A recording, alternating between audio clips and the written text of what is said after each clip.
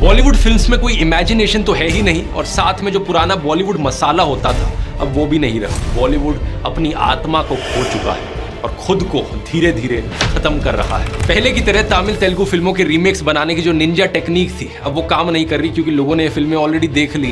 Actors अपने bank balance का सोच रहे हैं, प्रोड्यूसर्स सोच रहे हैं कि किसी तरीके से उनकी फिल्म चल जाए और बॉलीवुड इंडस्ट्री गई गड्ढे में। आज के दिन बॉलीवुड में पॉसिबिलिटी नहीं रही कि 54 लाख के बजट पर बनाई गई भेजा फ्राई जैसी फिल्म अपनी वर्ड ऑफ माउथ पब्लिसिटी के चलते बॉक्स ऑफिस पर हिट हो जाए और 12.5 करोड़ रुपए कमा ले। ये सारी प्रॉब्लम्स इस इंडस्ट्री को धीरे धीरे अंदर से खोखला कर रही है।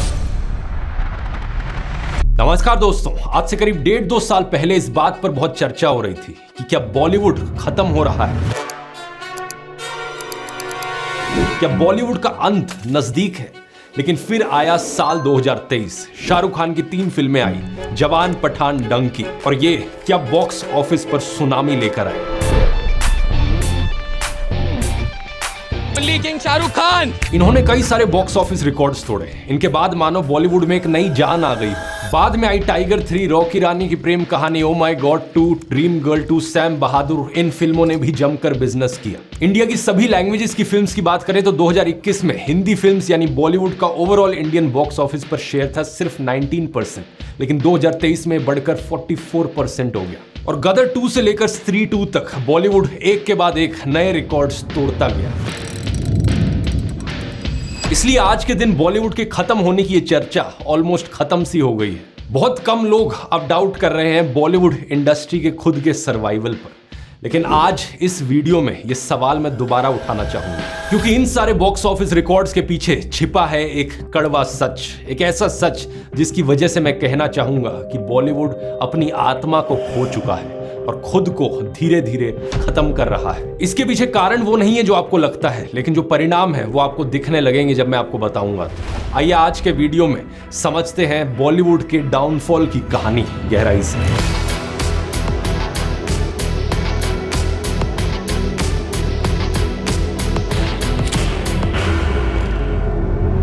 सबसे पहला कारण दोस्तों बड़ा ही ऑब्वियस है। बॉलीवुड इंडस्ट्री को जो झटका लगा कोविड के समय, आपको बचाने के लिए संपूर्ण लॉकडाउन होने जा रहा है। कहर बरपा रहे कोरोना वायरस भारत में भी पैर पसार रहा है। लॉकडाउन और रिस्ट्रिक्शंस की वजह से लोग सिनेमा हॉल नहीं जा पाए और लोगों को आदत पड़ी घर बैठे ही अपने स्क्रीन्स पर फिल्में देखने की। इसी समय के अराउंड ओटीटी प्लेटफॉर्म्स में एक बहुत बड़ी ग्रोथ देखने को मिली। एडवांटेज बड़ा सीधा था कि बहुत कम कॉस्ट पर लोग बहुत सारी फिल्में देख सकते थे। कुछ टाइम बाद फ्री ओटीटी प्लेटफॉर्म्स भी आने लगे, जहां पर पैसे देने की भी जरूरत नहीं, फ्री में ही आप फिल्में देख सकते हो, एड सपोर्टेड, जैसे कि Amazon मिनी टीवी। आज Amazon ने MX प्लेयर को खरीद लिया है और Amazon मिनी टीवी को उसके साथ मर्ज करके बना दिया Amazon MX प्लेयर। इस जैसे OTT platforms advertisement revenue model पर बेस्ड हैं, जैसे कि YouTube भी है। कंटेंट के बीच में एड्स आएंगी, लेकिन आप फ्री में देख सकते हो कंटेंट। और फ्री में आप ना सिर्फ पुरानी फिल्में जैसे कि 1972 की आंख में चोली देख सकते हो, बल्कि रीजनल फिल्में तमिल, तेलुगु, मलयालम, कन्नड़ा, भोजपुरी, पंजाबी, सभी भाषाओं में कंटेंट मिलता है यहाँ पर। Even world cinema, Mulan, Chinese zodiac, dark space जैसी फिल्में हिंदी में यहाँ पर देखने को मिल सकती हैं। कई सारी फिल्मों और शोज में हिंदी डबिंग भी होती है, जैसे कि do you know, animal embassy, the long ballad. ये सब Amazon MX प्लेयर पर फ्री में अवेलेबल है। और यहीं से ही बॉलीवुड इंडस्ट्री के लिए प्रॉब्लम्स बढ़ती गई। एक तरफ इंटरनेशनल फिल्में और दूसरी तरफ रीजनल फिल्में, बॉलीवुड को दोनों तरफ से बहुत जबरदस्त कंपटीशन फेस करने को मिला। लेकिन साथ ही साथ कई सालों से बॉलीवुड इंडस्ट्री के खुद के अंदर भी एक नई प्रॉब्लम उभर कर आई जा रही थी। एक ऐसी प्रॉब्लम जो इस इंडस्ट्री को धीरे धीरे अंदर से खोखला किए जा रही थी, बढ़ती कॉर्पोरेटाइजेशन।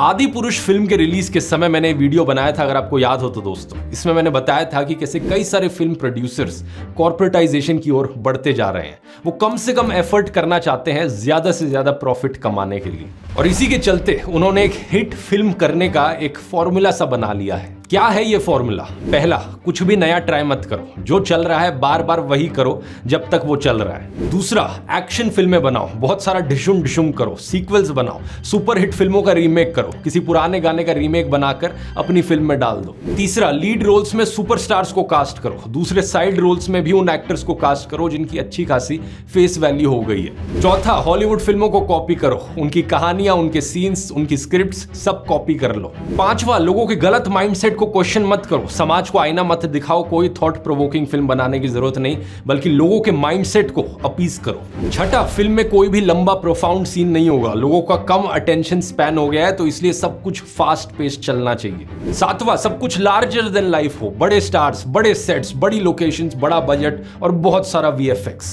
और आठवां और आखिरी रूल, बहुत सारा पैसा खर्च करो फिल्म की मार्केटिंग पर। इतना पैसा बरसा दो कि हर जगह फिल्म के ही चर्चे चलते रहे। इस सब का असर यह हुआ है कि फिल्में ब्लॉकबस्टर तो हो रही हैं, सारे रिकॉर्ड्स भी तोड़ रही हैं, लेकिन फिल्में यादगार नहीं बन रही। जो फिल्में आपके दिल को छू ले, आपको सोचने पर मजबूर करें और जिन्हें आपको मन करे बार बार देखने का, ऐसी फिल्में गायब होती जा रही हैं। अगर हम टॉप 10 हाईएस्ट ग्रॉसिंग हिंदी फिल्मों की लिस्ट देखें तो इन 10 फिल्मों में से 4 फिल्में तो केवल 2023 की हैं और एक फिल्म 2024 की है। सबसे ऊपर आप देख सकते हो जवान और पठान। अब जवान फिल्म के बारे में ये अच्छी बात है कि किसी मेन स्ट्रीम फिल्म ने सोशल इश्यूज को दिखाने की हिम्मत करी। इसी बात की तारीफ मैंने इस वाले वीडियो में करी थी। लेकिन अगर फिल्म मेकिंग के हिसाब से बात करें, स्क्रीन प्ले, एक्टिंग, डायरेक्शन, इन चीजों के हिसाब से देखा जाए तो जवान एक बड़ी ही मीडियोकर फिल्म थी। यही बात पठान फिल्म के लिए भी सच है, एक बड़ी ही एवरेज और मीडियोकर फिल्म थी। टॉप 50 फिल्म्स की बात करें तो शाहरुख खान की डंकी, दिलवाले और हैप्पी न्यू ईयर भी शामिल है। इनको अगर आप शाहरुख खान की पुरानी फिल्मों से कंपेयर करो तो ये हाईएस्ट ग्रॉसिंग फिल्म्स कहां स्टैंड करती हैं। खुद ही सोचकर देखिए, एक तरफ फिल्म है दिलवाले दुल्हनिया ले जाएंगे, कुछ कुछ होता है, दिल तो पागल है, दिल से, कल हो ना हो, मोहब्बतें, स्वदेश, देवदास, चक दे इंडिया, और दूसरी तरफ ये वाली फिल्म है पठान, जवान, दिलवाले, हैप्पी न्यू ईयर। ये क्लियर कट डिवाइड ऑलमोस्ट सभी टॉप एक्टर्स में देखने को मिलता है। सलमान खान का ग्राफ देख लीजिए। इनकी टॉप 50 हाईएस्ट ग्रॉसिंग फिल्म्स में है टाइगर 3, टाइगर जिंदा है, किक। क्या इनका कंपैरिजन किया जा सकता है इनकी पुरानी फिल्मों से? मैंने प्यार किया, साजन, हम आपके हैं कौन, हम दिल दे चुके सनम। इनफैक्ट 2015 में बजरंगी भाईजान एक बहुत ही अच्छी फिल्म आई थी, लेकिन इसके बाद रेस 3, दबंग 3, राधे, अंतिम, किसी का भाई किसी की जान, एक से बढ़कर एक बकवास फिल्में देखने को मिली जो उस हिट फॉर्मूला को कॉपी करने की कोशिश कर रही थी। इस top 50 highest grossing Indian films की लिस्ट में कई सारी ऐसी फिल्में हैं। धूम 3, सिम्बा, टाइगर 3, साहो, शायद ही कोई ऐसा हो जिसकी सबसे पसंदीदा फिल्म इनमें से कोई हो। ये बातें सुनकर शायद आप अज्यूम करना चाहें कि मीडियोकर फिल्म्स ही मासी फिल्म्स होती हैं और वही ब्लॉकबस्टर्स हो सकती हैं, लेकिन ऐसा है नहीं। अगर आप highest grossing films adjusted for inflation देखोगे तो इस लिस्ट में हर एक फिल्म ऐसी है जो एक नायाब फिल्म है। ऐसी फिल्में जो कई सारे लोगों की पसंदीदा फिल्में हैं। मुगले आजम, शोले, मदर इंडिया, नया दौर, हम आपके हैं कौन, गदर एक प्रेम कथा, मुकद्दर का सिकंदर, दिलवाले दुल्हनिया ले जाएंगे, गंगा जमुना, संगम। इन सभी फिल्मों में प्रॉपर कहानी है, इमोशंस हैं, सब्सटेंस है। एक भी फिल्म ऐसी नहीं जिसे सुपरफिशियल टाइम पास या मीडियोकर कहा जा सके। लेकिन सवाल ये कि क्या आज के समय मीनिंगफुल क्वालिटी सिनेमा किसी प्रोड्यूसर का क्राइटेरिया हो सकता है क्या? फिल्म मेकर शेखर कपूर के कुछ साल पुराने इस ट्वीट को देखिए।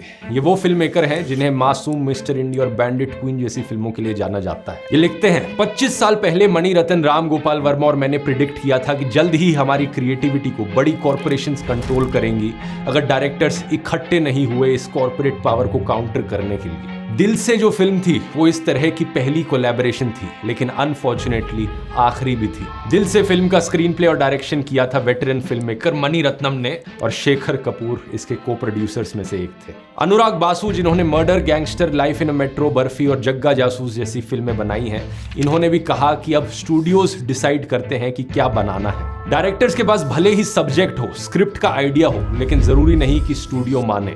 अक्सर वो मानते ही नहीं है। फिल्म मेकर श्याम बेनेगल, जिन्होंने हिंदी सिनेमा को अंकुर, निशान और मंथन जैसी बेहतरीन फिल्में दी, ये स्टूडियो बैक्ड फिल्म्स को एक फैक्ट्री लाइन की तरह देखते हैं। बॉलीवुड स्क्रीन राइटर चिराग गर्ग कहते हैं कि एक समय पर एक राइटर पूरे पैशन के साथ फिल्म लिखता था, लेकिन आज राइटिंग डिपार्टमेंट को क्रिकेट टीम बना दिया जाता है। सब कुछ मैकेनिकल तरीके से होता है। अब ऐसा नहीं है कि कॉर्पोरेटाइजेशन का ये ट्रेंड सिर्फ बॉलीवुड इंडस्ट्री में ही देखने को मिला हो। यही दिक्कत हॉलीवुड इंडस्ट्री में भी देखने को मिल रही है कुछ हद तक। वहां भी लोग कह रहे हैं कि फिल्म में वीएफएक्स है या वीएफएक्स में फिल्म है। एवेंजर्स एंड गेम के बाद आई मार्वल की कई फिल्मों को इन्हीं चीजों के लिए अक्यूज किया गया, बस पैसा कमाने के लिए बनाई गई है। कोई स्टोरी नहीं, कोई क्रिएटिविटी नहीं। लेकिन बात यह है कि जब हॉलीवुड का कॉर्पोरेटाइजेशन बॉलीवुड के कॉर्पोरेटाइजेशन से टकराएगा तो जीत यहां पर हॉलीवुड की ही होगी, क्योंकि बड़ा बजट, बड़ा वीएफएक्स और बड़े सेट्स, इसका मुकाबला हॉलीवुड से करना बहुत मुश्किल है। और पैसों की ही यही प्रॉब्लम बॉलीवुड इंडस्ट्री के डिक्लाइन के पीछे अगला बड़ा कारण बन गई है। आप सोचोगे यार बॉलीवुड इंडस्ट्री को पैसे की क्या प्रॉब्लम हुई? ये करोड़पति एक्टर्स इतने अमीर हैं, अपनी बड़ी बड़ी गाड़ियों में घूमते हैं, बड़े बड़े घर हैं इनके पास, लेकिन पैसों की प्रॉब्लम है दोस्तों। और पूरी इंडस्ट्री में है। मैं किसी इंडिविजुअल एक्टर या डायरेक्टर या प्रोड्यूसर की बात नहीं कर रहा। बॉलीवुड इंडस्ट्री में खतरनाक लेवल की इनइक्वालिटी देखने को मिल रही है। ऑरमैक्स मीडिया रिपोर्ट के अनुसार 2023 का साल इंडियन बॉक्स ऑफिस के लिए बेस्ट एवर ईयर था अर्निंग्स के मामले में। करीब 1000 फिल्में रिलीज हुई और टोटल में 12,226 करोड़ रुपए की कमाई हुई इंडियन बॉक्स ऑफिस पर। लेकिन इस टोटल कमाई का 40% हिस्सा केवल टॉप 1% फिल्मों ने कमाया। जो स्मॉल और मीडियम बजट फिल्में हैं जिनमें ज्यादा जाने माने एक्टर्स नहीं हैं, उनके लिए प्रॉफिटेबल हो पाना बहुत मुश्किल बनता जा रहा है। प्रसन्नता पटवा फोर्ब्स इंडिया में लिखती है कि 2023 के इस पूरे साल में गिनती की 5 फिल्में थी जो स्मॉल या मीडियम बजट की थी, जो ढंग का प्रॉफिट कमा पाई। इनफैक्ट ढेर सारी ऐसी मासी फिल्म्स जो इस हिट फॉर्मूला के पीछे भाग रही थी, वो भी फ्लॉप रही। आदि पुरुष डिजास्टर के बारे में तो आप सब जानते ही हैं। टाइगर श्रॉफ की फिल्म गणपत 200 करोड़ के बजट पर बनी, सिर्फ 10 करोड़ कमा पाई। कार्तिक आर्यन की फिल्म शहजादा फ्लॉप। अक्षय कुमार इमरान हाशमी की फिल्म सेल्फी 100 करोड़ के बजट पर बनी, सिर्फ 24 करोड़ कमा पाई। कंगना रनौत की फिल्म तेजस 70 करोड़ के बजट पर बनी, सिर्फ 6 करोड़ कमा पाई। 2024 का भी यही हाल है। कई सारी ऐसी फिल्में जो इस हिट फॉर्मूला के पीछे भागने की कोशिश कर रही थी, फिर भी फ्लॉप रही। जॉन अब्राहम की एक्शन फिल्म वेदा फ्लॉप। अक्षय कुमार की सरफिरा बड़े मियां छोटे मियां फ्लॉप। ये दूसरी वाली तो 350 करोड़ रुपए के बजट पर बनाई गई थी। इस फिल्म में ढेर सारा एक्शन, बड़े बड़े सेट्स, पूरा फॉर्मूला लगाया गया था, लेकिन फिल्म 102 करोड़ पर ही सिमट गई। आखिर प्रॉब्लम कहां आ रही है? एक कारण तो मैंने आपको बताया ही कि ओटीटी से जबरदस्त कंपटीशन देखने को मिल रहा है। पहले की तरह तमिल तेलुगु फिल्मों के रीमेक्स बनाने की जो निंजा टेक्निक थी, अब वो काम नहीं कर रही, क्योंकि लोगों ने ये फिल्में ऑलरेडी देख ली हैं। दूसरा बड़ा कारण है बॉलीवुड सुपरस्टार्स की इन्फ्लेटेड फीस। फिल्मों का आधा बजट तो एक फिल्म स्टार के पैसे देने में ही खर्च हो जाता है। एबीपी न्यूज के इस आर्टिकल को देखिए। ये जो फिल्म आई थी अक्षय कुमार की खेल खेल में, इसमें कई सारे एक्टर एक्ट्रेसेस थे। इस फिल्म का बजट करीब 100 करोड़ रुपए का था। 100 करोड़ में से 60 करोड़ रुपए खर्च हुए सिर्फ अक्षय कुमार की फीस देने में।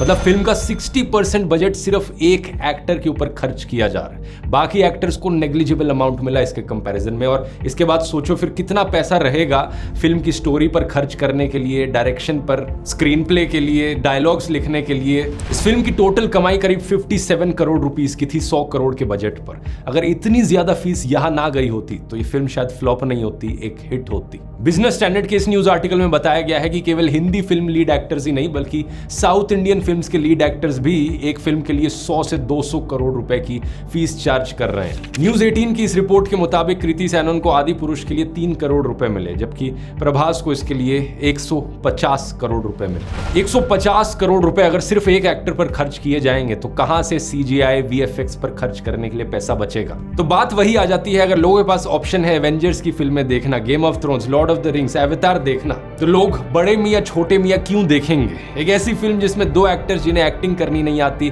और वही घिसी पिटी कहानी की 2 हीरोज किसी इवल साइंटिस्ट से दुनिया को बचा रहे हैं। यह सुनकर आपको लगेगा कि ये सुपरस्टार फिल्म एक्टर्स पैसों के लिए लालची हो रहे हैं, लेकिन जो लोग पैसों के लिए तंबाकू, पान मसाला और शराब बेच सकते हैं, सरोगेट एड्स कर सकते हैं या गैम्बलिंग बेटिंग एड्स प्रमोट कर सकते हैं, तो फिल्म्स के लिए ज्यादा चार्ज करना आखिर क्यों नहीं करेंगे? दूसरी बात, जब ये पूरा खेल लालच का है तो ये लोग ज्यादा लालची क्यों नहीं होंगे? उन फिल्म स्टूडियोज का भी तो लालच ही है जो इन सो कॉल्ड सुपरस्टार्स को इतने करोड़ों रुपए बांट देते हैं इस उम्मीद में कि उनकी फिल्में 500 करोड़ कमाएंगी। इसलिए हम इन एक्टर्स को इतनी ज्यादा फीस देने के लिए तैयार हैं। छोटे मियां बड़े मियां फिल्म का बजट था 350 करोड़ रुपए। इतने रुपयों में 15 शानदार फिल्में बनाई जा सकती थी, लेकिन प्रोड्यूसर्स भी शॉर्ट टर्म क्विक गेन्स के पीछे भागते हैं, लॉन्ग टर्म सस्टेनेबल बिजनेस के बारे में नहीं सोचते। ट्रेड एनालिस्ट कोमल नाटा इसे लेकर कहते हैं, कोई भी एट लार्ज इंडस्ट्री के बारे में नहीं सोच रहा। एक्टर्स अपने बैंक बैलेंस का सोच रहे हैं, प्रोड्यूसर सोच रहे हैं कि बस किसी तरीके से उनकी फिल्म चल जाए। इंडस्ट्री गई गड्ढे में,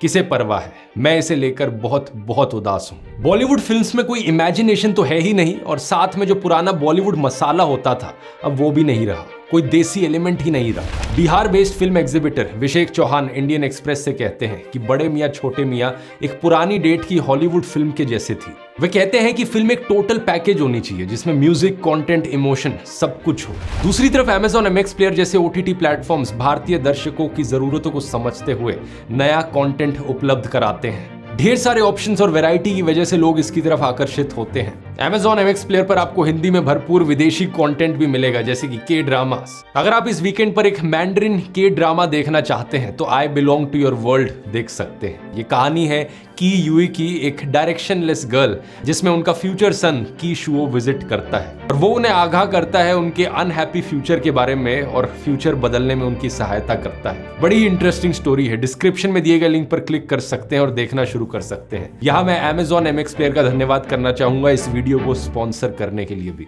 और इमोशन की बात करी जाए तो इमोशन लोगों को मिला विद्यु विनोद चोपड़ा की बनाई हुई फिल्म 12th फेल में। ये फिल्म 25 हफ्तों तक सिनेमा हॉल्स में चलती रही। 20 करोड़ के बजट पे बनाई गई इस फिल्म ने 70 करोड़ रुपए कमाए। ये फिल्म किसी जबरदस्त मार्केटिंग पुश की वजह से नहीं चली, बल्कि वर्ड ऑफ माउथ पब्लिसिटी से मिली। लोगों को खुद पसंद आई, लोगों ने अपने दोस्तों, अपने परिवार वालों को बताया कि जाकर देखो। लापता लेडीज 4 से 5 करोड़ के बजट पर बनी इस फिल्म ने वर्ल्ड वाइड 25 करोड़ रुपए की कलेक्शन करी और नेटफ्लिक्स पर रिलीज होने पर इसने व्यूअरशिप में एक 40 गुना बजट की फिल्म को पछाड़ दिया। यहाँ भी फिर से वही इनोसेंस, इमोशन और कुछ मीनिंगफुल देखने को मिला। इन दोनों में से एक भी फिल्म में अगर कोई सुपरस्टार एक्टर होता जो करोड़ रुपए फीस चार्ज करता तो ये फिल्में प्रॉफिटेबल नहीं होती आज के दिन। लेकिन प्रॉब्लम यह है कि ऐसी फिल्में साल भर साल बहुत कम होती जा रही हैं। जावेद अख्तर ने इसी टॉपिक से रिलेटेड एक बड़ी इंटरेस्टिंग बात कही थी कि अमिताभ बच्चन का जो एंग्री यंग मैन वाला कैरेक्टर होता था 1980s की फिल्मों में, उसका गुस्सा एक गहरे घाव पर आधारित होता था। जब उस कैरेक्टर को गुस्सा आता था तो आपको अंदर से उसका दर्द दिखता था, लेकिन फिर लोग घाव भूल गए और केवल गुस्सा रह गया। आज जो आदमी है वो अपने समाज, अपने दोस्तों और अपने परिवार या खुद के प्रति क्या ही जिम्मेदारी रखता है। इस स्वार्थ की लाइन आप कहां खींचेंगे?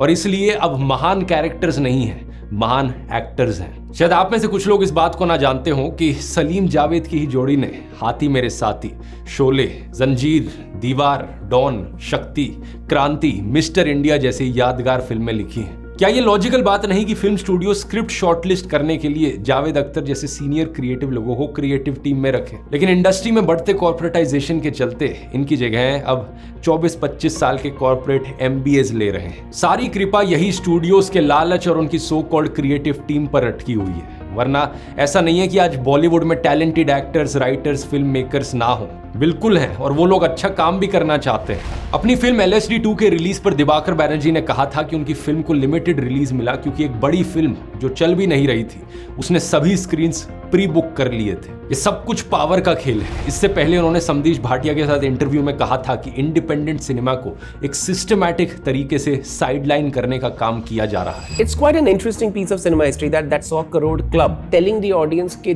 this film has made 100 crore, therefore you should see this film। बताया जा रहा है कि इंडी फिल्मों को मत देखो क्योंकि ये कम पैसा बनाती हैं, और इन फिल्मों को देखो क्योंकि ये पैसा बनाती है, क्योंकि उससे पहले कभी भी किसी दर्शक को ये नहीं बताते थे कि इस फिल्म ने इतने पैसे बनाए। दिवाकर की एक फिल्म 30 जिसे नेटफ्लिक्स ने कमीशन किया था वो रिलीज नहीं की गई, ये कहते हुए कि शायद इस फिल्म को रिलीज करने का समय सही नहीं है। It doesn't fit our slate. Diwakar ने कहा कि वो दर दर की ठोकरें खा रहे हैं, लोगों से रिक्वेस्ट कर रहे हैं कि सर प्लीज नेटफ्लिक्स से इस फिल्म को खरीद लो ताकि ये कहीं तो रिलीज हो सके। अनुराग कश्यप की फिल्म ऑलमोस्ट प्यार विद डीजे मोहब्बत के बारे में भी वो यही कहते हैं कि पता ही नहीं चला ये फिल्म कब रिलीज हो गई। यही अगली बड़ी प्रॉब्लम है दोस्तों। इंडिपेंडेंट फिल्में, छोटे बजट की फिल्में, इन्हें थिएटर्स में रिलीज करवाना बहुत मुश्किल बन गया है। इन्हें कोई प्राइम टाइम स्लॉट्स नहीं मिलते, अक्सर इन्हें एक हफ्ते का समय भी नहीं मिलता सिनेमा हॉल्स में। और अगर समय ही नहीं मिलेगा, लोगों को मौका ही नहीं मिल पाएगा कि वो सिनेमा हॉल्स में जाकर इन फिल्मों को देख पाएं, तो वर्ड ऑफ माउथ पब्लिसिटी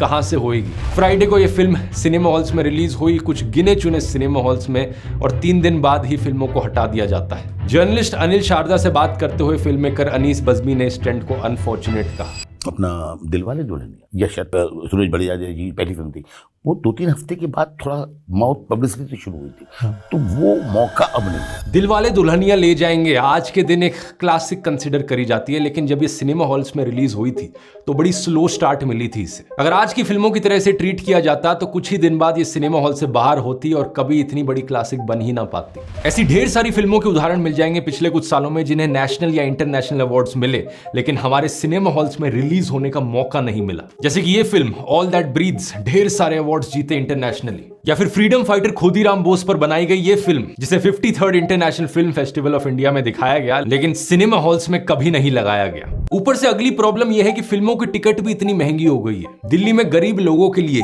एक भी सिनेमा हॉल नहीं बचा है जहां वो ठीक ठाक रेट में फिल्म देख सके। एक समय पर मिडिल क्लास लोगों के लिए सिनेमा हॉल में जाना वीकली एक्टिविटी हुआ करती थी। अब ये कई महीनों में वन टाइम पिकनिक जैसा बन गया है और इसी वन टाइम पिकनिक का इस्तेमाल करना चाहते हैं ये बड़े सुपरस्टार्स कोई लार्जर देन लाइफ फिल्म को दिखाने के लिए। बड़ा बजट, बड़े एक्टर्स, बड़े सेट्स, बड़ी फिल्म, बड़ी महंगी टिकट और बड़ा महंगा पॉपकॉर्न वाला ये जो सिस्टम आ गया है इसमें अब ये मजेदार पॉसिबिलिटी नहीं रही कि 54 लाख रुपीस के बजट पर बनाई गई भेजा फ्राई जैसी फिल्म अपनी वर्ड ऑफ माउथ पब्लिसिटी के चलते 12.5 करोड़ रुपए कमा पाए। सुजॉय घोष की फिल्म कहानी 8 करोड़ के बजट पर बनाई हुई 104 करोड़ रुपए का बिजनेस कर पाए। बधाई हो एक बहुत ही यूनिक अलग से कॉन्सेप्ट पर 29 करोड़ रुपए में बनाई गई फिल्म 219 करोड़ कमा पाए। अब ये पॉसिबिलिटी ऑलमोस्ट खत्म हो चुकी है और ऐसी फिल्मों के बहुत सारे एग्जांपल्स हैं दोस्तों। आज से 10-15 साल पहले तक भी ऐसी फिल्मों की वजह से ही बॉलीवुड को लोग देखना पसंद करते थे। ऐसी फिल्मों से ही बॉलीवुड को अपना सोल मिलता था। घोसला का घोसला, तेरे बिन लादेन, फंस गए रे ओबामा, विकी डोनर, क्वीन, स्त्री, नीरजा, लंच बॉक्स, ये सब छोटे बजट पर बनाई हुई अनोखी फिल्में। उस जमाने में बॉलीवुड अलग अलग जॉनरास के साथ एक्सपेरिमेंट किया करता था। हॉरर फिल्में ढेर सारी देखने को मिलती थी। भूत, राज, 13B, डरना मना है। एनिमेशन फिल्में आती थी सिनेमा हॉल्स में। हनुमान, रिटर्न ऑफ हनुमान, बाल Ganesha, jumbo, my friend Ganesha. Super hero फिल्मों के साथ एक्सपेरिमेंट किया गया। रावण, क्रिश, ड्रोना, इवन एलियंस जैसी थीम पर कोई मिल गया जैसी फिल्में आती थी। पिछले 5 सालों में अब आपको हार्डली कोई ऐसे 2-3 एग्जाम्पल मिल पाएंगे फिल्मों के जो अलग अलग वेराइटी ऑफ जॉनरास से हो। मोटे मोटे तौर पर अब जो सारी फिल्में आ रही हैं वो 3 ही जॉनरास की आ रही हैं। मसाला एक्शन, मसाला कॉमेडी या मसाला देशभक्ति फिल्में। मूवीज में जो डाइवर्सिटी है, वैरायटी है, वो साल भर साल कम होती जा रही है। बॉलीवुड इंडस्ट्री अब बच्चों के लिए कोई फिल्में नहीं बनाती। पॉइंट ये नहीं है कि ये फिल्में अच्छी थी या बुरी थी, सक्सेसफुल थी या फ्लॉप थी। पॉइंट ये है कि बॉलीवुड अपनी आत्मा खो रहा है। आज जब ऐसी फिल्मों का रिलीज होना नसीब नहीं होता तो कहा जाता है कि ये तो एक OTT फिल्म है। लेकिन अब कई सारे OTT प्लेटफॉर्म्स भी किसी फिल्म के बॉक्स ऑफिस रन देखने के बाद ही उसको रिलीज करने के लिए तैयार होते हैं। OTT प्लेटफॉर्म्स फिल्मों की बॉक्स ऑफिस परफॉर्मेंस देखना चाहते हैं उनका प्राइस डिसाइड करने से पहले कि कितने में वो खरीदेंगे। लेकिन प्रॉब्लम यह है कि फिल्मों को बॉक्स ऑफिस पर फेयरली कंपीट करने का मौका भी नहीं मिल पाता। कार्ल मार्क्स ने कहा था कि पूंजीवाद खुद अपने अंदर अपने विनाश के बीज लिए हुए होता है। बॉलीवुड के केस में ये स्टेटमेंट सही साबित होती हुई दिख रही है। फिल्म स्टूडियोज के लालच की वजह से ये मोनोपोली बढ़ रही है और इस मोनोपोली की वजह से बॉलीवुड इंडस्ट्री डूब रही है। रॉय कपूर फिल्म्स के फाउंडर और मैनेजिंग डायरेक्टर सिद्धार्थ रॉय कपूर ने कहा कि छोटे बजट की फिल्में इंडस्ट्री के पहियों की ऑयलिंग करती हैं। अगर एक साल में सिर्फ कुछ बड़ी ब्लॉकबस्टर फिल्में ही बनेंगी तो ये भविष्य में सस्टेनेबल इंडस्ट्री नहीं होगी। इस इंडस्ट्री के पास खुद को सपोर्ट करने के लिए एक वर्कफोर्स नहीं होगी। क्या है इस सब का सोल्यूशन दोस्तों? कहना आसान है लेकिन इंप्लीमेंट करना मुश्किल है।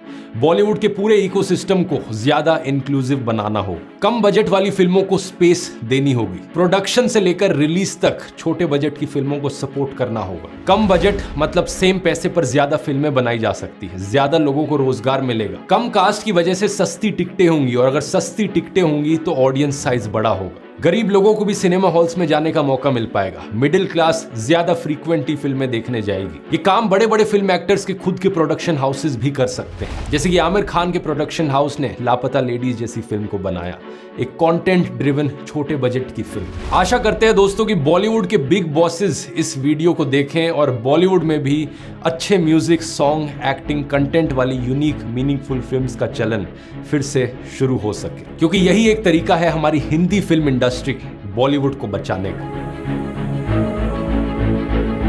अब यहां पर क्लिक करके आप आदि पुरुष वाला वीडियो भी देख सकते हैं जिसमें मैंने इसी टॉपिक को और डिटेल में समझाया है। बहुत बहुत धन्यवाद।